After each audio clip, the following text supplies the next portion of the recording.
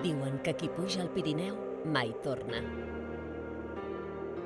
No torna perquè el seu cor s'ha quedat explorant els seus cims, les seves valls, la seva neu, però sobretot la seva gent.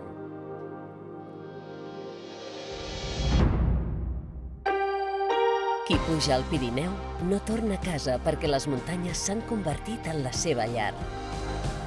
Un espai on la màgia del fred abraça les primeres baixades. Un lloc on tothom és benvingut a ballar sobre la neu. Un cau pels qui descansen i un foc pels gastronòmics.